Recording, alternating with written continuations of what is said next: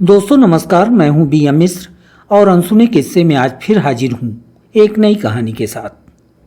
दोस्तों इस मंगलवार मैं आपको सुनाने जा रहा हूं कहानी पैसे का पेड़। सुलभ स्कूल जाने के पहले पिताजी से रोज चाराने मांगता, लेकिन महीने के शुरुआती 2-4 दिनों को छोड़कर सुलभ को निराशा ही हाथ लगती। ये वो दिन होते जब पिताजी के पास वेतन के कुछ पैसे बचत में होते। इसके बाद महीने के अंत तक अक्सर पिताजी उसे ये आश्वासन देकर भगा देते कि अभी पेड़ में पैसे नहीं लगे हैं, जब लग जाएंगे तब तोड़कर दूंगा। भोले भाले सुलभ के पास पिता की बात मानने के अलावा कोई चारा भी न रहता। उसे यकीन था कि पिताजी उससे झूठ नहीं बोलेंगे। अगर पेड़ में पैसे आ गए होते तो वो जरूर देते। तो आइए सुनते हैं मन को छू लेने वाली एक भोले भाले बच्चे की कहानी। सुलभ स्कूल की पढ़ाई पूरी कर कॉलेज पहुंच गया। उम्र के साथ ही उसकी समझ भी बढ़ी, लेकिन न जाने क्यों वो आज भी एक भ्रम में उलझा हुआ था। जबकि उसे मालूम था कि ये महज उसके दिमाग की एक ऊटपटांग उपज है। उसे अपने पिता की वो पैसे वाले पेड़ की बात आज भी परेशान कर रही थी। वो सोचता कि शायद पैसे का कोई पेड़ जरूर होता होगा। पिताजी की बात झूठ कैसे हो सकती है। दरअसल बचपन में जब सुलभ पिता से कभी पैसे मांगता तो वो उसे टालने के लिए हमेशा ये कहा करते, अभी पेड़ में पैसों के फल नहीं आए हैं, जब आएंगे तो तोड़कर देंगे तुम्हें। सुलभ पिता की इस बात को सच मान जाता और लौट जाता। सुलभ जब छोटा था तब वो स्कूल जाने के पहले पिताजी से रोज चाराने मांगा करता था। पिताजी जब कभी उसे पैसे दे देते तो वो सुमेरे सेठ की दुकान से नारंगी रंग की मीठी गोली या रामू भुजबा की बनाई गुड़ वाली लैया खरीद लेता और उसे मुंह में भर कर स्कूल की ओर चल देता। सुमेरे सेठ की दुकान सुलभ के घर के पास ही थी। दुकान के सामने बने मिट्टी के ऊंचे चबूतरे पर प्लास्टिक के डिब्बों में रखी रंग बिरंगी चूसने वाली मीठी गोलियां देखकर सुलभ ललचा जाता। सुलभ इन्हें बंटा कहता था। कुछ डिब्बों में चमचमाते रैपर में बंद टाफियां भी होती, लेकिन ये कुछ बड़े घर के लड़कों को ही अपनी ओर खींच पाती, क्योंकि इनकी कीमत बंटे से अधिक हुआ करती थी। सुलभ जानता था कि जितने पैसे में एक टाफी मिलेगी उतने में 4 बंटे मिल जाएंगे। बंटों को चूसकर उनकी मिठास का मजा वो ज्यादा देर तक ले सकता है। पिताजी जब भी उसे पैसे देते तो वो घर से निकलकर सीधे सुमेरे सेठ की दुकान पहुंच जाता और पैसे सेठ के सामने रखकर खुद ही डिब्बे से 4 बंटे निकाल लेता और उछलता हुआ स्कूल की ओर चल पड़ता। सुमेरे सेठ की दुकान के 10 कदम आगे राजू भुजबा की दुकान थी, जिसमें गुड़ वाली लैया मिला करती थी। कभी कभार जब सुलभ का टेस्ट चेंज करने का मूड होता तो वो लैया ले लेता, लेकिन चाराने में लैया सिर्फ 2 ही मिलती थी, इसलिए वो ज्यादातर बंटा ही खरीदता। एक चवन्नी के लिए सुलभ को रोज सुबह पिता के सामने नए नए तरीकों से मिन्नतें करनी पड़ती। स्कूल जाने के आधा घंटा पहले ही वो पिताजी को पटाने में जुट जाता। कभी बिस्तर के पास खड़ा होकर उनका पांव दबाता तो कभी सिरहाने बैठकर उनके चेहरे पर हाथ फेरता। सुलभ जब तैयार होकर पिताजी के पास पहुंचता तो वो जानबूझकर आंखें बंद कर लेते, ताकि सुलभ ये समझे कि अभी पिताजी सो रहे हैं।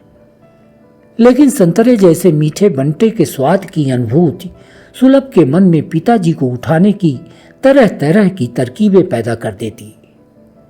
हालांकि महीने के शुरुआती 2-4 दिनों को छोड़कर सुलभ को निराशा ही हाथ लगती। ये वो दिन होते जब पिताजी के पास वेतन के कुछ पैसे बचत में होते। इसके बाद महीने के अंत तक अक्सर पिताजी उसे ये आश्वासन देकर भगा देते कि अभी पेड़ में पैसे नहीं लगे हैं, जब लग जाएंगे तब तोड़कर दूंगा। भोले भाले सुलभ के पास पिता की बात मानने के अलावा कोई चारा भी न रहता। उसे यकीन था कि पिताजी उससे झूठ नहीं बोलेंगे। अगर पेड़ में पैसे आ गए होते तो वो जरूर दे देते। हालांकि सुलभ ने जब कभी ये पूछा कि पैसे का पेड़ होता कहाँ है, तो पिताजी खतरनाक घने जंगल में उसके होने का हवाला देकर उसे चुप करा देते। सुलभ के पिता रंगलाल कस्बे के सरकारी कॉलेज में चपरासी थे। छोटी सी आमदनी में घर की सभी जरूरतों की पूर्ति उनके ही जिम्मे थी। ऐसे में सुलभ की 4-8 आने की मांग भी उनके लिए बड़ी थी। महीने की 1 तारीख को जब उनकी पगार मिलती तो 2-4 दिन वो सुलभ की जिद पूरी कर देते। उसके बाद उनका पैसों के पेड़ का बहाना शुरू हो जाता। उन्होंने सुलभ को बता रखा था, बेटा पैसे का भी पेड़ होता है और जिस तरह से आम के पेड़ में हमेशा फल नहीं आते, उसी तरह पैसे के पेड़ में भी हमेशा फल नहीं आते। अन्य पेड़ों की भांति पैसे का भी पेड़ हमेशा नहीं फलता, और जब पेड़ में पैसे लगेंगे नहीं तो हम तुम्हें कहां से ला कर देंगे। नन्हे सुलभ को पिता की बात तार्किक लगती और वो मान जाता। हालांकि बीच बीच में वो पिताजी को याद दिलाता रहता, जाकर देखिएगा शायद 1 आध फल आए हों आपके पेड़ में। सुलभ का भोलापन, पिता की बातों में भरा विश्वास और पैसे के पेड़ का माया जाल ऐसे ही चलता रहा। सुलभ बड़ा होता गया और एक वो दिन भी आ गया जब सुलभ को पूरी तरह से पता चल गया कि पैसे का कोई पेड़ नहीं होता। पिताजी अब तक उसे मूर्ख बनाते रहे हैं, लेकिन फिर भी सुलभ के अंतर्मन में अक्सर ये बात उठती रहती कि पिताजी तो मुझसे झूठ न बोलेंगे। पैसों के पेड़ वाली उनकी बात में कोई न कोई सच्चाई तो जरूर होगी। सुलभ को पूरी दुनियादारी का ज्ञान हो चुका था। उसे यकीन था कि पैसे का कोई पेड़ नहीं होता। इसके बावजूद सुलभ यदा कदा भ्रम से घिर जाता और सकुचाता हुआ अपने दोस्तों से पूछता, यार तुम लोगों ने भी कभी सुना है पैसे के पेड़ के बारे में? इस बचकाने सवाल के कारण दोस्तों के बीच सुलभ को अक्सर शर्मिंदगी भी झेलनी पड़ती। वो खुद को इस भ्रम से निकालने की खूब कोशिश करता, लेकिन जब उसके दिमाग में ये बात आती कि पिताजी झूठ नहीं बोल सकते तो वो फिर उसी भ्रम में फंस जाता। कभी कभी तो उसे लगता कि उसका दिमाग फट जाएगा। आखिर इस अकाट्य सच को वो स्वीकार क्यों नहीं कर पा रहा है। सुलभ कॉलेज के दूसरे साल में पहुंच गया, लेकिन पैसे के पेड़ ने उसका पीछा करना बंद नहीं किया।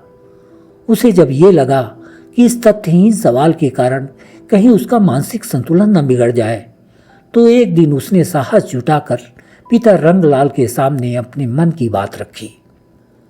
पापा, बचपन में जब मैं आपसे पैसे मांगा करता था तो आप कहा करते थे कि पेड़ में अभी पैसे नहीं लगे हैं, जब आ जाएंगे तो दूंगा।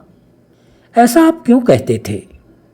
पापा, आपके द्वारा दिया गया ये भ्रम आज तक मुझे परेशान कर रहा है। सब कुछ जानते हुए भी न जाने क्यों कभी कभी मुझे लगने लगता है कि यदि पापा कहते थे तो जरूर पैसे का कोई पेड़ होता होगा।